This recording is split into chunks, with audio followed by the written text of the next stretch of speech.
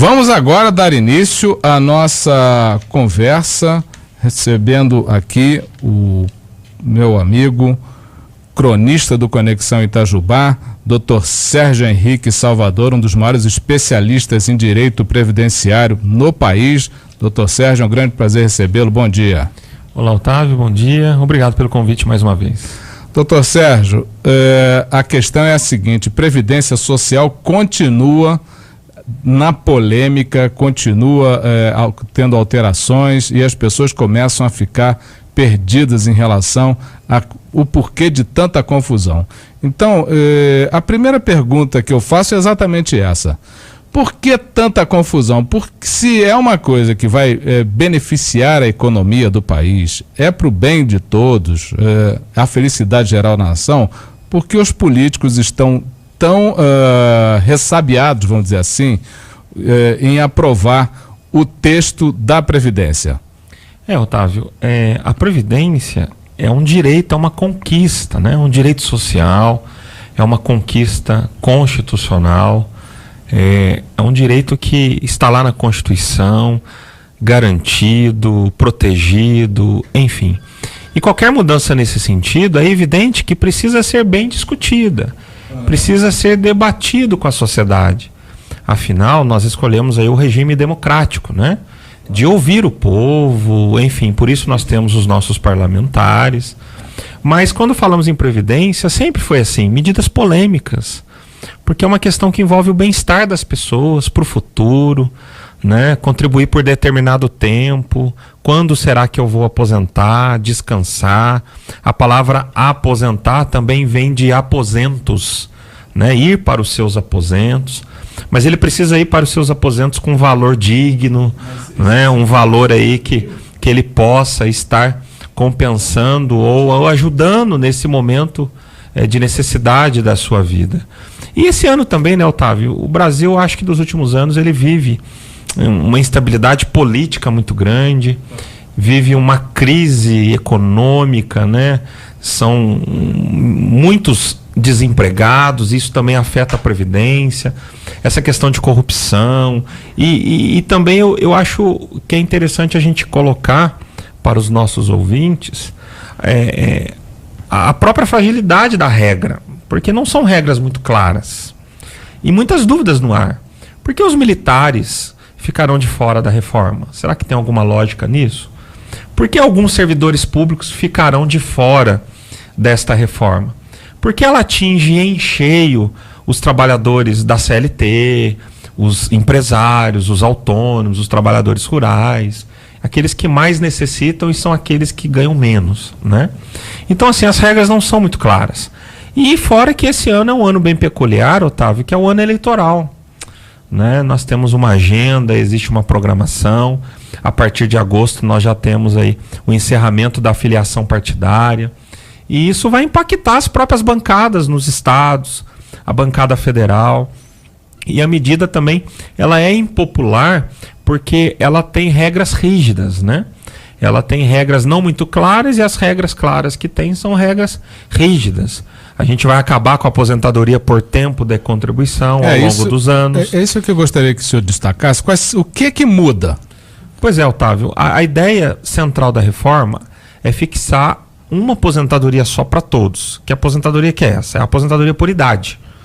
A regra daqui a alguns anos, se aprovado, vai ser homem aos 65 e mulher aos 62 anos. Idade mínima. Se não atingir essa idade, não aposenta.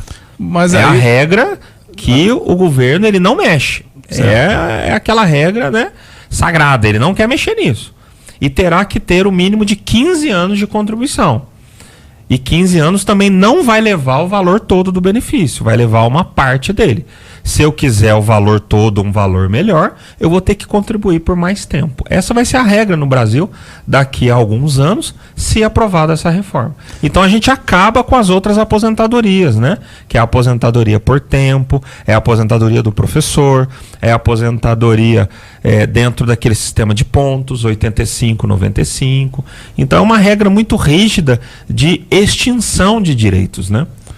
Doutor Sérgio, uma das coisas que o governo alega é que houve um rombo provocado pela Previdência no ano de 2016 de 149 bilhões e 700 milhões de reais. E passou, esse rombo aumentou, esse déficit aumentou para 182 bilhões em 2017.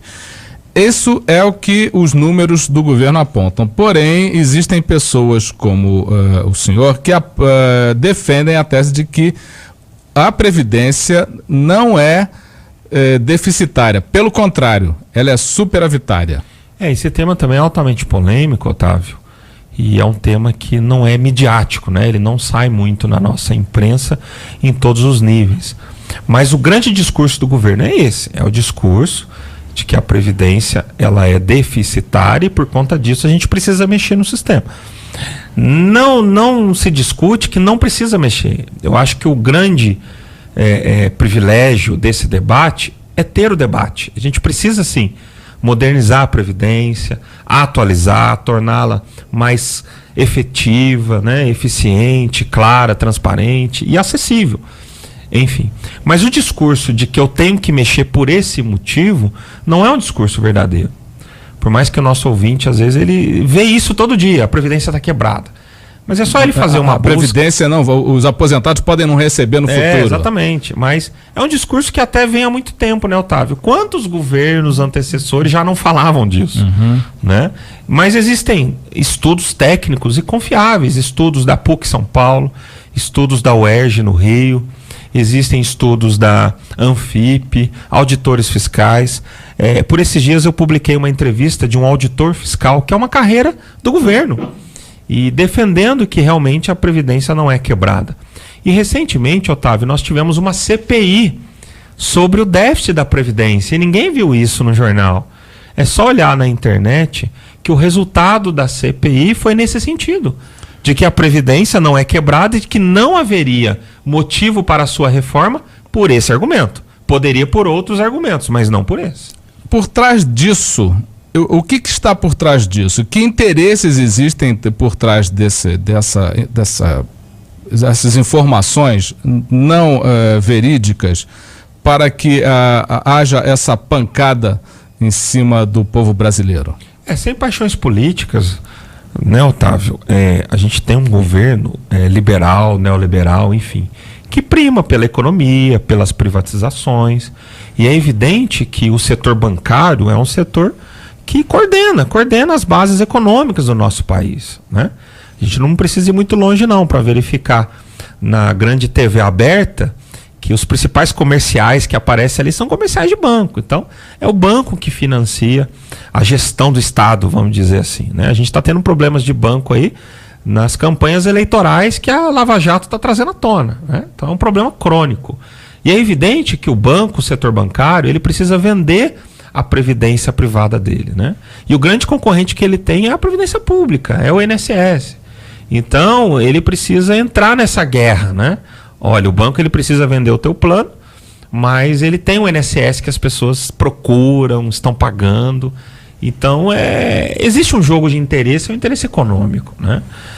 Eu me pauto pelos discursos técnicos. Nós temos, Otávio, uma economista, e eu sei que aqui no seu programa a gente também tem entrevistas, setores que exploram bem essa questão da economia, né? Existe uma economista da UERJ, ela chama a professora Denise Gentil. Ela não é do mundo jurídico, ela é da economia. Ela fez mestrado, doutorado, e as suas teses são teses dentro da economia que comprovam que a Previdência não é quebrada.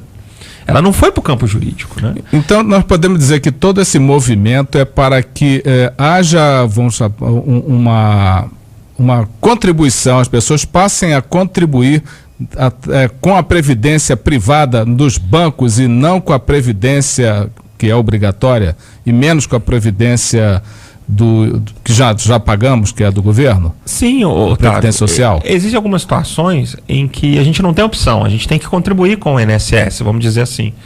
Mas não há um interesse, né? Existe um lobby econômico muito forte de que a Previdência Pública não pode ser forte.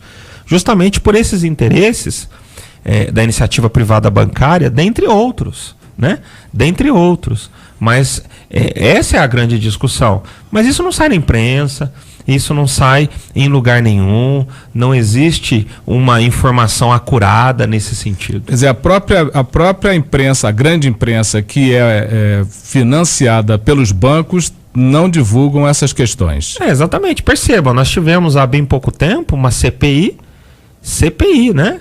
E qual que é o objeto da CPI? Foi apurar as contas da Previdência.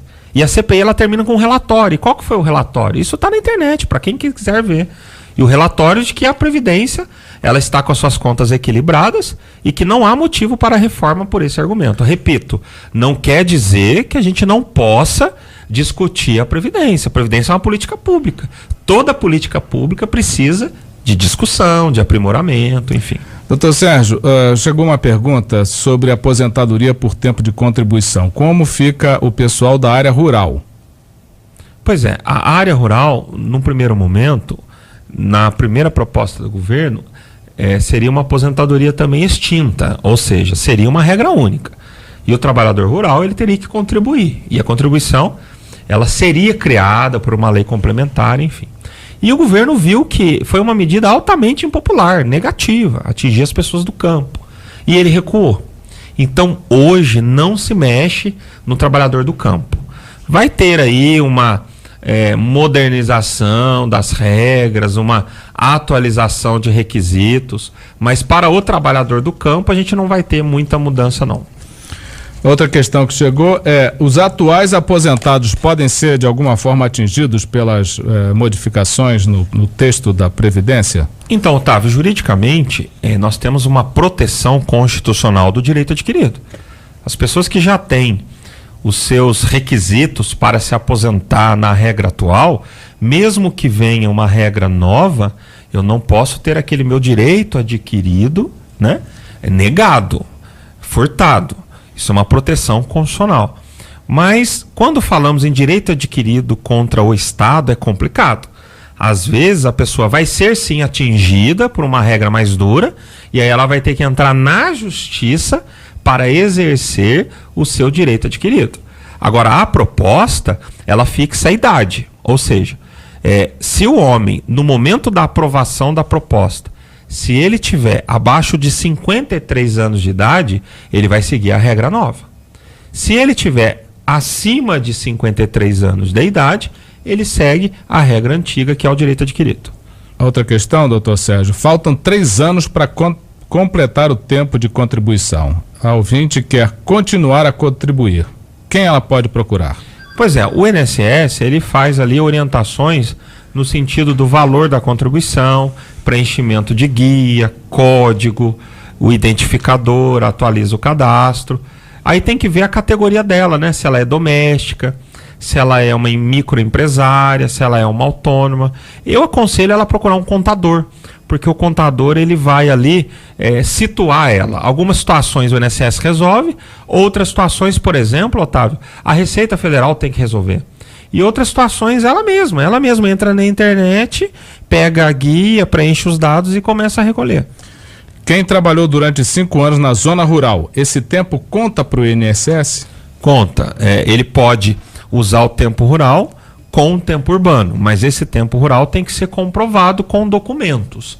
O INSS não aceita só prova testemunhal. Testemunha a justiça aceita. Mas lá dentro do INSS, esses 5 anos a pessoa tem que ter aí um lastro documental, tem que ter recibo, contrato, ITR, enfim. Bom, doutor Sérgio, estão chegando outras perguntas aqui de ouvintes, mas nós vamos encaminhar diretamente para o senhor. E fica o que é que a população pode fazer em relação a tudo isso que está acontecendo? Otávio, eu sempre digo que a maior arma que a gente tem é o nosso título de eleitor, né, que precisa ser usado, né? Precisa bem usado, né? Bem usado. Então, cobrar os nossos representantes, as bancadas. Hoje, pelas redes sociais, é fácil ter contato com deputado estadual, deputado federal, existem e-mails, existem telefones. É reclamar, é pressionar. Afinal, eles estão lá para nos representar. E sem o apoio parlamentar, a proposta não vai passar. Eu não sou contra discutir a Previdência. Nós temos que discutir, mas não da maneira como está acontecendo, né? As regras precisam ser claras, amadurecidas e bem debatidas com a sociedade. A gente tem uma regra que foi enviada pelo governo, né? Então, qual que é o debate que teve nisso? O governo ele montou um estudo, a Previdência vai ser dessa maneira. Não é assim. Tem que ser construída em conjunto com a sociedade. Doutor Sérgio, muito obrigado por essa entrevista e nos vemos aí. Está chegando pergunta ainda. 55 anos de idade, 33 anos de contribuição, se enquadra na nova lei? Então, depende aí se for homem ou mulher, né? É homem? É homem, aí no caso, ele não vai se encaixar. Ele já tem mais de 53 anos de idade, ele fica na lei atual, direito adquirido. Então tá aí, doutor Sérgio, obrigado. Nós vamos nos ver a semana seguinte do Carnaval, porque vem mais um texto aí que deve estar sendo apresentado por esses dias, e vamos ver se essa reforma passa esse ano, porque a possibilidade que está sendo ventilada aí é de que, se ela não for aprovada esta semana, não mais. Apesar de ter uma reunião marcada para o dia 20, não é isso? É isso mesmo. Esse mês de fevereiro vai ser decisivo. Se não vingar, não vinga mais. Não vinga mais. É isso aí. Esse foi o doutor Sérgio Henrique Salvador, especialista em direito previdenciário, participando do nosso programa.